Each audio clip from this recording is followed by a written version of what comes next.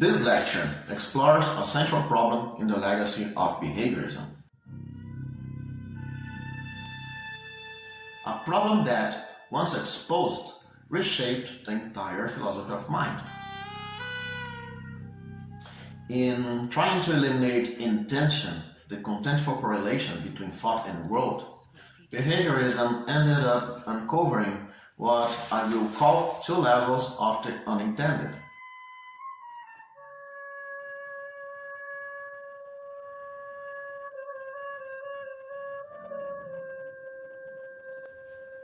Now, what do I mean by unintended? First, we must grant ourselves a small mercy, a gentle push toward understanding how intention, that innocent little words one might use merely to say what one meant, how this became the villain of modern philosophy. The trouble, you see, is that the moment we admit intention into the act of believing, we also admit that belief has depth. That is a dangerous concession, for then a proposition like the earth is round refuses to be just an arrangement of words and neurons. It begins to multiply. One version is scribbled in bathroom graffiti, another uttered by a scientist, another whispered in the confessional. Each represents the same content in some logical sense, yet with very different intentional architectures. The invisible scaffolding of assumptions, inferences, and expectations that hold it together. So now, that would be tolerable if philosophy were content to describe it and go home. But no, philosophers, once they catch the scent of intention, tend to follow it as if it were a fox leading them into a epistemological forest from which none return. Hermeneutic freedom is unleashed.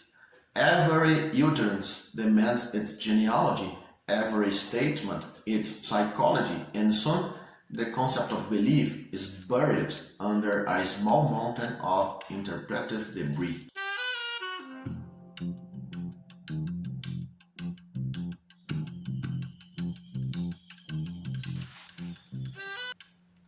At this point, the psychologists begin to feel uneasy.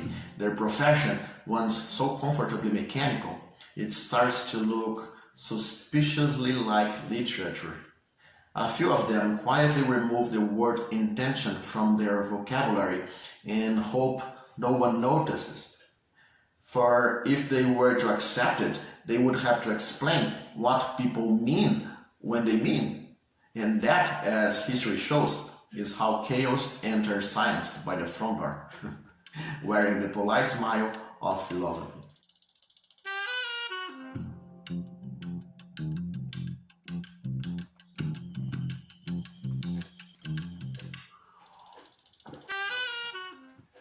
Now we can finally turn to the unintended. The unintended can be seen at two different levels. First, at the level of reflective coherence, where one does not really know why one believes or entertains a certain content. Think of this as the psychological opacity of one's own thinking, the hidden mechanisms of association and inference that operate below conscious reflection.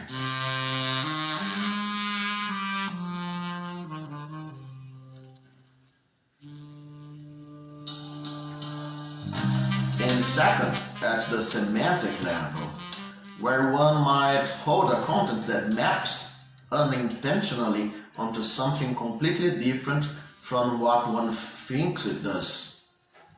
This is what Putnam later captures in his twin earth example.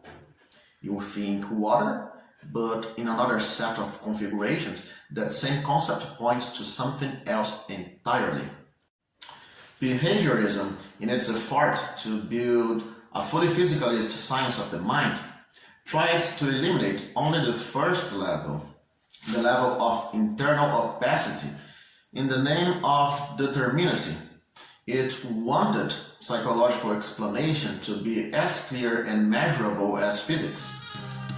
But in doing so, it ignored the second level, the instability of meaning itself. And that's precisely what Putnam would later expose.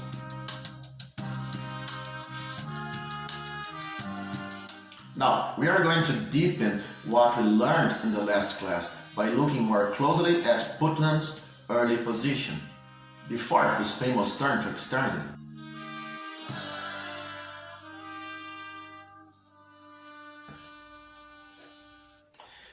In his early period, up to the nature of mental states, 1967, Putnam's thinking is still anchored in what you could call the ideal of stable implementation.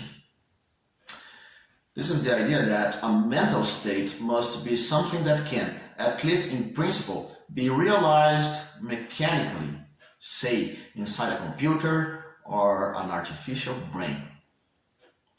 Imagine cognition as a well-engineered circuit. Each belief a switch, each desire a connection in the network.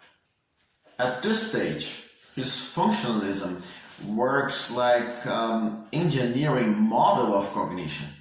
Think of it as early cognitive science trying to reverse engineer the mind, to see thought as a system that could be simulated, replicated, or at least mapped in causal terms.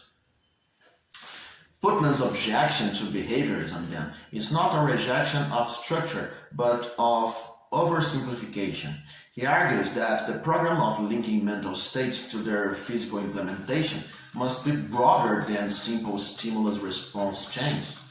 It has to take into account the entire causal system, how an input travels through a web of beliefs, associations, and dispositions before it produces an output. So it is not just see fire, run away. It is see fire, remember that it burns, connected memory to the concept of danger, and then decide to run. And that's the causal richness behaviorism missed. But, and this is crucial, even this move still remains within an internalist paradigm. And the intention keeps being a richer thing. Psychologists could still dispute without decision. It describes cognition as a closed causal web, a self-contained mechanism where meaning and experience supervene on internal functional organization. One psychologist could still get all and say this is reducible to indeterminate states that one can subject to any crazy hermeneutics. This is why, even at this stage, functionalism leaves open the strange possibility of beings whose internal structure would perfectly duplicate ours, but who have no history, no world, and no linguistic anchoring. Functionalism can recognize their mental organization. It can say, yes, the system behaves as if it thinks, but it can't explain why those states have the meanings they do, or whether they mean anything at all. It builds the machine of understanding, but not the world in which understanding unfolds. And this is the turning point, the moment when Putnam begins to turn against his own framework. The mind, he realizes, is not a self-contained mechanism. It is a node, part of a larger ecology of sense, one whose stability depends not only on computation, but on communication. Now, you might ask, how can communication itself anchor what individual cognition could not? Well, sociologically speaking, communication works as a system of pressures and counter-pressures, a dynamic field where meanings are not fixed by any one mind, but by the stability of interaction across many minds. You can think of it almost like an economic model. If one person's use of a word shifts, everyone else adjusts slightly to keep the language usable. Meaning is sustained by equilibrium, not by private representation. So in that sense, communication becomes a higher order functional system. Each speaker, listener, and context operates as a component in a distributed network of meaning. The implementation of meaning is no longer located inside one cognitive machine. It is in the feedback loops that make understanding possible. Meaning here is emergent, self-correcting, and constantly adjusted. The locus of meaning shifts outward, but the logic, the functional logic, remains. Only the scope of the system has changed, an ecology of communicative acts that regulate themselves through feedback, correction, and negotiation.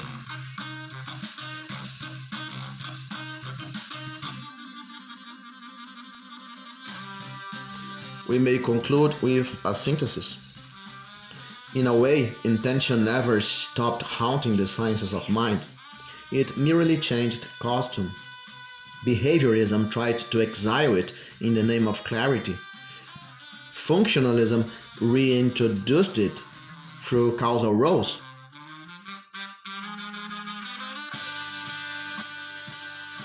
And communication theory expanded it into a social network of meaning. Each attempt to remove intention only multiplied its disguises. And that perhaps is the final irony.